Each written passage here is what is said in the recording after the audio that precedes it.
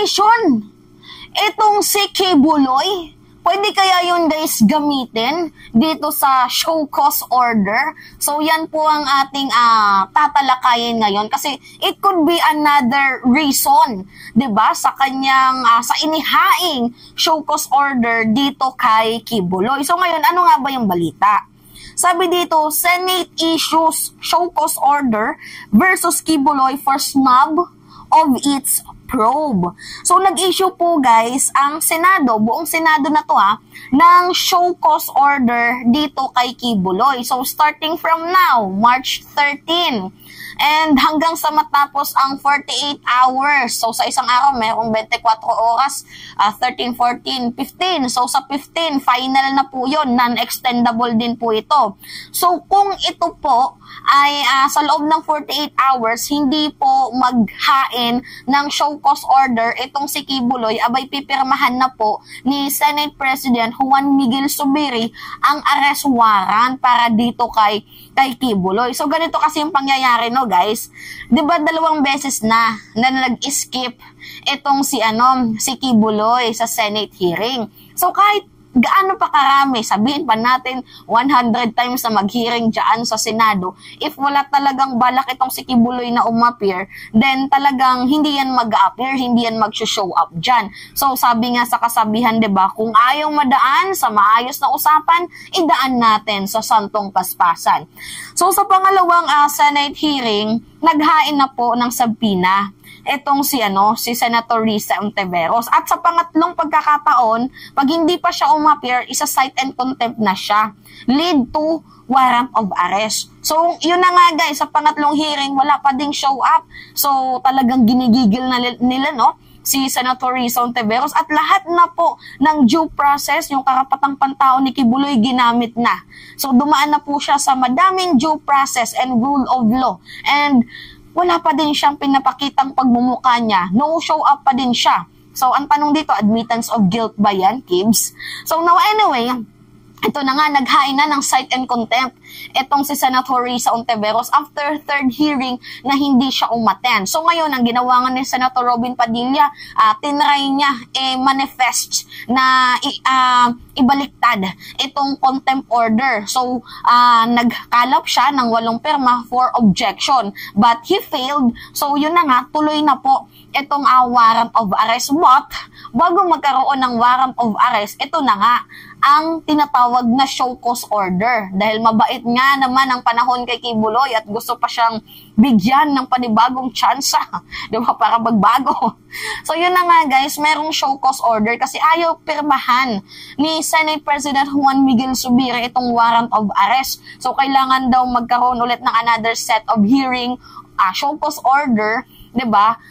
Para dito kay Kibuloy. So itong show cause order na to, magbibigay siya ng reason kung bakit hindi siya dapat arestuhin. So ngayon guys, 'di ba, after 48 hours kung wala pa ding show cause order na inihain itong si Kibuloy, then isa-sign na nga ni Senate President Juan Miguel Zubiri itong warrant of arrest. So, ang show cause order, any form of communication, whether it's written or anything, as long as form of communication. Pwedeng siguro video, written, sulat ng abogado, as long as meron pong form of any communication para ho sa Senado at sa kanya. So ngayon guys, meron kasing mga nagtanong, lalo na itong reporter sa ni Senator Risa Ontiveros, ano nga ba yung mga bilong dito sa show cause order kay Kibuloy? Diba? Ano nga ba yung mga katanggap-tanggap na reason na sa show cause order para tanggapin ng Senado na reason ni Kibuloy? So, may nagtanong, what if security purposes ko, no? So, kapag security purposes, sinagot naman ni Senator Risa Ontiveros na ano naman yung silbi ng ating Philippine National Police kung hindi sila kikilos. Well, actually, madami na nga daw mga umattend sa Senate hearing na yan, 'di ba, mga resource person na mayroon pong PNP, mayroon po silang security. Diba? So, pinoprotektahan naman po ang kanilang seguridad. Now, meron ulit nagtanong, and ito guys, yung siguro pasok na reason na gagawin ni Kibuloy, which is yung medical condition. So, ang tanong dito, may medical condition nga ba itong si Kibuloy? Kasi pwede itong maging accepted reason, guys. Itong pagkakaroon ng medical condition, pwede niya itong pikein, pero sabi nga ni Senator Risa Ontiveros, gas-gas na po yan. So, panoodin muna natin, guys, yung video. Ito, panoodin nyo ha. Sir Lisa Luera, paano kung gamitin rason medical condition? Ang medical condition po ay unfortunately isa sa pinakagasgas na ginagamit na dahilan to the detriment ng ating mga kababayan. May totoong mga medical condition. Ginagamit ng mga taong ayaw humarap ng maayos. Well, hindi ko mapipigilan kung gusto niyang gamitin yung dahilang iyon. Pero, again, I don't think it would be an acceptable cause para hindi i-honor at magpakita ng respeto sa Senado. Okay. Yan po yung sabi ni Senator Risa Ontiveros. Kung what if, di ba, gamitin nilang reason itong pagkakaroon ko, no, kung mayroon mang medical condition, itong si Kibuloy. Kasi as far as my concern, guys, pambabastos po to sa mga taong literal na meron talagang medical condition. Yung ginagamit yung kanilang sakit, kanilang condition, 'di ba?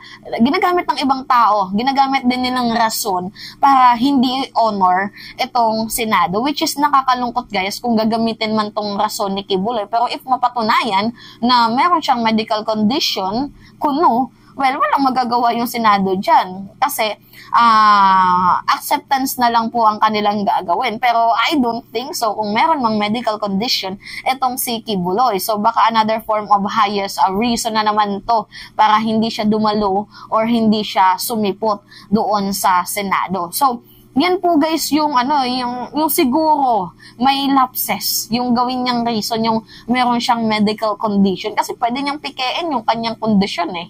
'Di ba? Pwede niyang pikein na meron akong sakit, meron akong ganito, meron akong iniindang ganito. Which is nakakalungkot, guys, kung yan po yung gamitin niyang reason. Kasi kawawa naman po yung totoong may mga medical condition. 'Di ba, ginagamit yung kanilang mga kapinsanan para lang sa mga ganitong klase, mga nonsense na ginagawa ni Kibuloy para hindi lang siya mag-show up. 'Di ba? Anyway, meron pang sinabi si Senator Risa Ontiveros. Pakinggan natin ha. Sino pa man siya at napakarami ng matataas na opisyal ng church at state ay humarap na sa komite. Kaya bakit nag-i-insist si Kibuloy na wala siyang obligasyong humarap? No? Sino ba siya para sabihin iyon? At kailangan umabot pa sa ganitong punto na may show cause order pa para hindi siya maaresto. He's actually dug his own grave, sabi ko nga.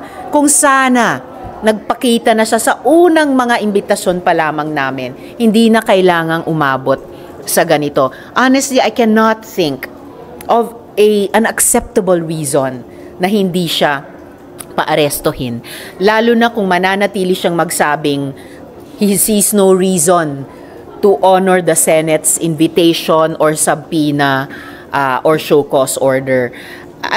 Pag sinabi niya yon ulit, dahil sinabi na rin niya dati, that really shows the highest disrespect for the Senate as an institution, na ibang mga institusyon ng gobyerno at iba't ibang mga mamamayan ay nagpakita na ng respeto dati. Siya yung pinakawalang respeto sa nakita ko pa sa tanang buhay kong nagtrabaho dito sa Senado.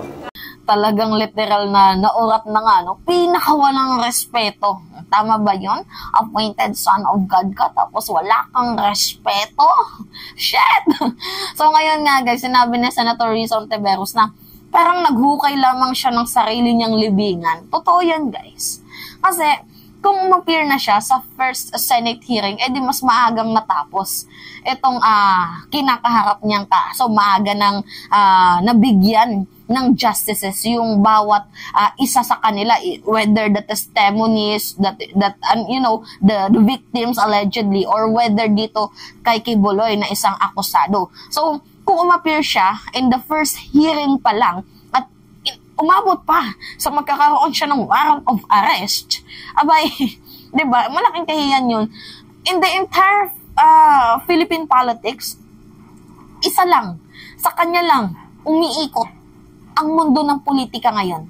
Literally, guys, na kada araw, balita na lang kay Kibuloy, doon na lang umiikot. Sa prayer rally kay Kibuloy, tapos sa mga allegedly victim. Napapansin nyo, guys, minsan na lang mahagip yung issue sa West Philippine Sea, minsan na lang mahagip yung issue sa ibang issue. Lahat nandito nakafocus kay Kibuloy.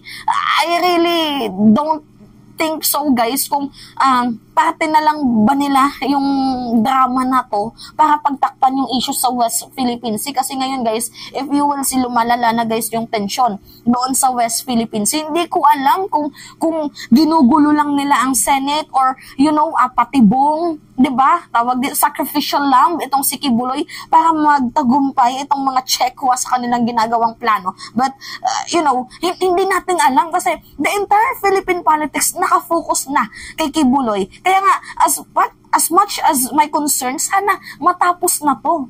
Para nang hindi na si Kibuloy yung laging update ng balita. Kasi, even me, guys, diba, umiikot yung mundo natin kay Subiri, kay Senator Risa Ontiveros, kay Robin, kay Kibuloy, kay Senate President. Diba, doon sa kanila umiikot yung mundo natin eh. Na minsan ko na lang maitopic yung politics. Minsan ko na lang maitopic yung issue sa DepEd. Diba? Kasi lahat na lang ng issue, nakafocus na kay Kibuloy. So, kahit ako man, guys, ginugusto ko na matapos na tong issue dito kay Pacquiao para hindi na siya yung laman ng balita. Diba?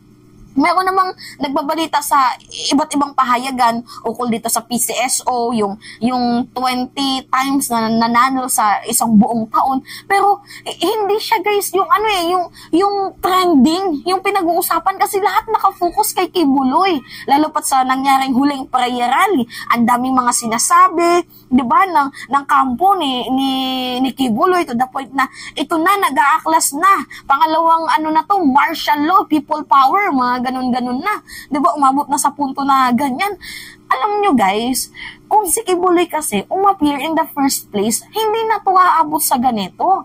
Kaso hindi po kasalanan ng mga biktima.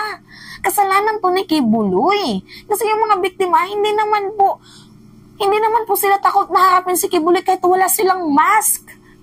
Diba, nagmask sila sa ni Senator Risa Ontiveros sa kanyang Senate hearing. It is not because of for security purposes. Kung sila nga nagmask, si Kibuloy hindi nga umattend, sino yung mas malala dun? Diba? At saka madami din naman ang umappear na kita yung kanilang mga pagmumuka. Tapos, ang pinakamalala pa dito, guys, nag-set pa ng 17 condition itong si Kibuloy. Tama ba yun?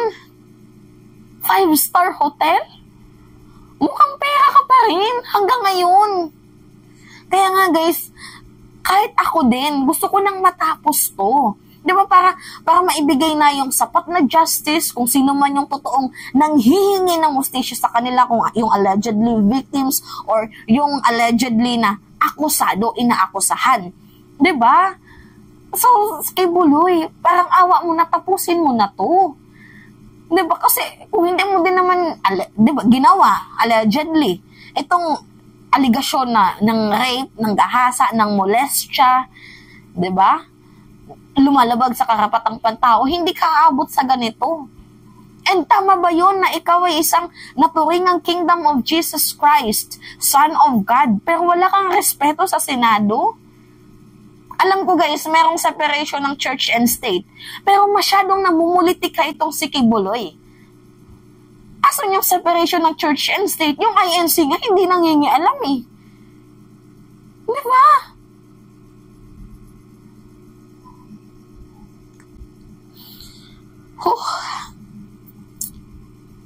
Anyway, kung ayaw nga talagang maidaan sa maayos na usapan, itong si Kibuloy, talagang dadaanin siya sa santong paspasan kasi yan yung gusto niya eh. Lahat na ng batas, due process, ginamit mo na. So, you have no any reason kung ikaw man po ay arestuhin. Kasi dapat nga pinirmahan na ni Senate President ang warrant of arrest.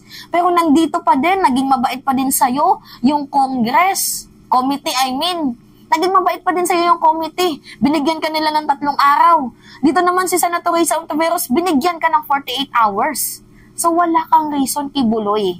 Kung sakaling ikaw man ay arestuhin nang bigla-bigla dadamputin ka dyan sa Davao kasi lahat na ng karapatan mo binigay na sa iyo. Yun. Gets nyo ako, guys? Anyway, it's me again. Sabay-sabay tayo na stress, no? So, may malisya nyo at nagbabalik ulit para sa ating panibagong video.